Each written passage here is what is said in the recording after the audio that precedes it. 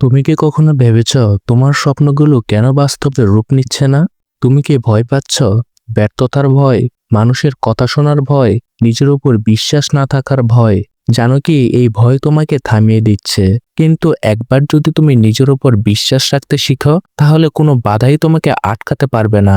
সফল ব্যক্তিরা কখনো সহজে সফল হয়নি। তারা শতবার পড়েছে, হাজারবার ব্যর্থ হয়েছে, কিন্তু একবারও হার মানেনি। কেন জানো? কারণ তারা জানতো ব্যর্থতার মানেই শেষ না, এটা তো কেবল শেখার আরেকটি ধাপ। জীবনে বড় কিছু অর্জন করতে হলে তোমাকে নিজের ভিতরের ভয়কে জয় করতে হবে। তোমার লক্ষ্য ঠিক করো এবং প্রতিদিন এক ধাপে এগিয়ে যাও। তোমার স্বপ্ন তোমার জন্য অপেক্ষা করছে।